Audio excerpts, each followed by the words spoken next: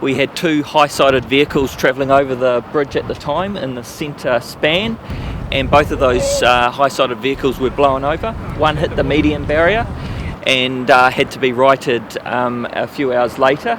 The barrier was fine. The other high-sided vehicle rolled over and hit the structure of the bridge. What that did is that severely damaged one of the centre spans uprights or struts of the structure. That sheared away at the bottom, which meant that while it used to carry load to hold the bridge up, it no longer was. That load then redistributed itself through the bridge. We immediately closed the bridge at that point. While there is no risk of the bridge itself falling down, it's not appropriate for vehicles to be travelling across the bridge without that strut operating. We are now in the process of working out how to resolve this issue. Ultimately, we have to put in a permanent solution which will require replacement of that strut. So we'll need to manufacture a new strut, we'll have to put it into place, and then we'll have to redistribute the load across the bridge back into that strut so it's a working part of the bridge again.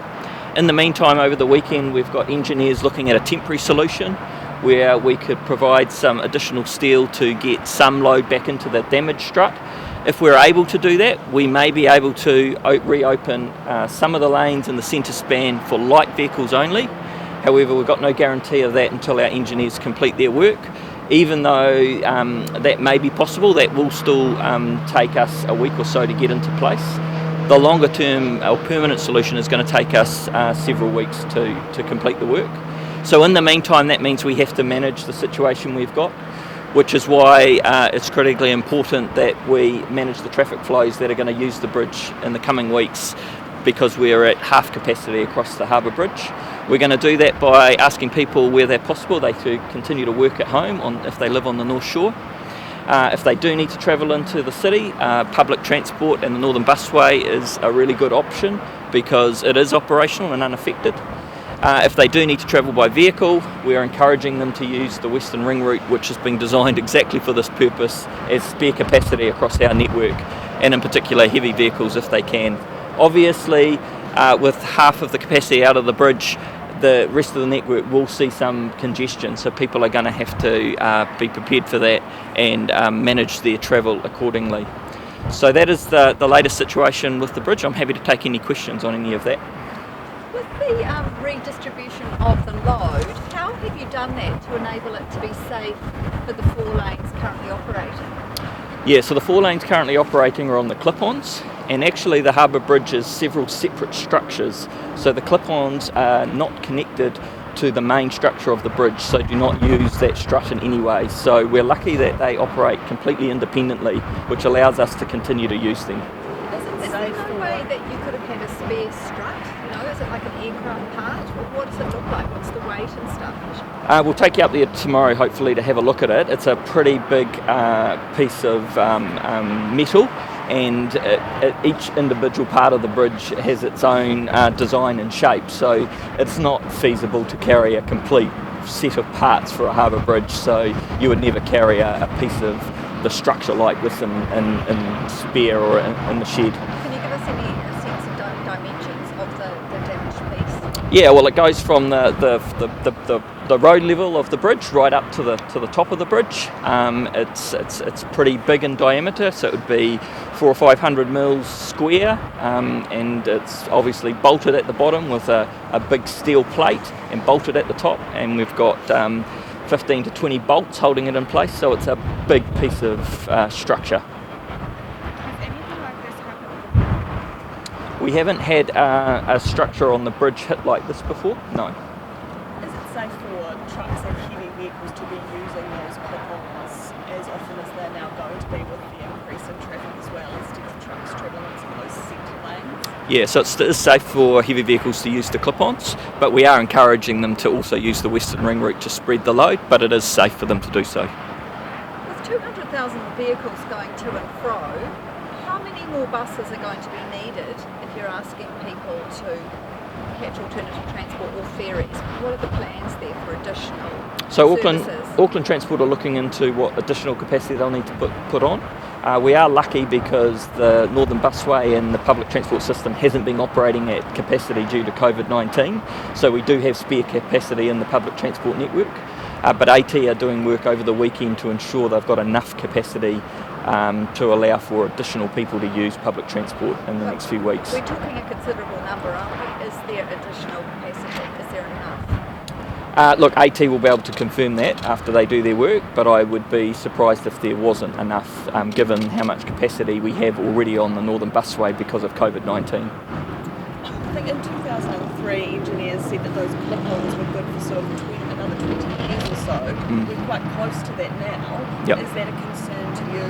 I mean, are you looking at the fact that you might need to do extensive work after this onto those clip-ons or get new clip-ons perhaps? Yeah, no, it's not a concern at all. So back in 2003 we did a massive strengthening of the Auckland Harbour Bridge, including the clip-ons, to give us more capacity and life out of those. We are comfortable with the state they're in, and they've still got quite a bit of life in them. Ultimately, long term, they will need to be replaced, but that is not an immediate issue, and it definitely is not an issue in the next few weeks while we manage the issue we've had on the main bridge. So we're confident that the clip-ons are fine. How much life do you think they have in them? It's hard to say. You can't. It's not an exact science, but they've got years of life left in them. Yep. What's your view on the reignited debate over a second harbour crossing now? Look, we've been working on and planning for a second harbour crossing. I think this incident has shown that you do need capacity in the network to manage events like this, because even though they're low probability, they're high consequent type events.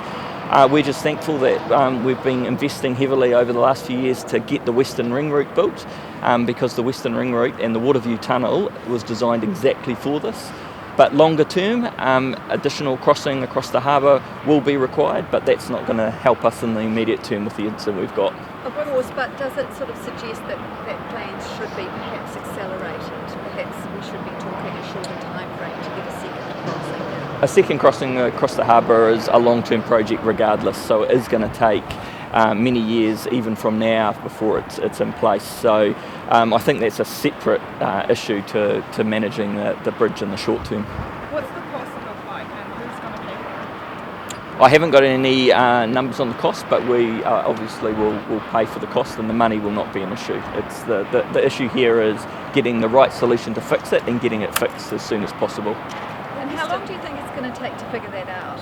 You know, who's going to make the strut and how long it's going to take and all that stuff? What kind of time frame are we looking at? Yeah, so the permanent solution we are saying several weeks. I would expect it could be 4 to 5, it may be longer. We've got our engineers now working on it. We've got our contractors preparing, getting their resources ready. We've got manufacturers lined up to start manufacturing the strut when we're ready to go. The engineers at the moment, what they're out there doing is assessing the damage. They're assessing the damage at either end where it attaches. They're also seeing if there's other damage across the bridge. Given that the loads have redistributed on the bridge, we need to make sure there's no other damage on any of the other struts. Once we have a full picture and then a design, then we can get our contractors underway and onto manufacturing the parts we need. So we're potentially talking several months here? Weeks. I don't know if it will be months. We'll be able to confirm once we know more, but we are definitely saying weeks. And when we have a much clearer picture of the permanent solution and the time frame to do that, we'll let people know, but it's not days. That Western Ring Road already sees quite significant congestion at peak hours. Yep. Is this sort of just going to add a whole lot of congestion we've got from the north and congestion we've got from the west, and have extra congestion happening when we head into the week? Absolutely. So there will be additional congestion on the Western Ring Route. I don't think people should think that just because we've got the Western Ring Route that's going to be free flowing now. It's going to have to carry the existing load it did plus additional load from the north. So people need to be prepared for that and manage their travel time accordingly. I guess what's your message then to West Aucklanders as well as North Aucklanders who are now going to be seeing extra time and extra delays? If you can avoid travelling, that's the first choice to do. If you can't, think about public transport. If it's not able to do that, then make sure that you allow additional time for your travel. Can you just briefly explain again the damage to the strut, what does that mean for the sort of less visible damage to the bridge? Is that what's being assessed today, and what do you know about that so far? Yeah, so I don't have any update on that, but obviously when you have a key strut like that taken out that was carrying load, that load redistributes itself to other areas of the bridge because it's no longer on that, and that could mean that there's damage on some of the other struts on the bridge. So that's what our engineers are doing at the moment, which is why there's a lot of people driving past, and I've seen comments on social media saying, oh, that doesn't look like anybody's doing anything. I can assure people we are doing a lot. You might not see work on the bridge. We've got people under the bridge. We've got engineers back in the office doing calculations to work out what they need to do to fix it. Does this raise a need for a contingency plan for sort of thing? I think we've got contingency plans, and we have a very robust management regime for this bridge. We have a dedicated team that work on it. We have 24/7 hour monitoring of this bridge, and then as far as the network concern was one of the reasons why we wanted the Western Ring Route and the Waterview tunnels to be built, and which we now have in place.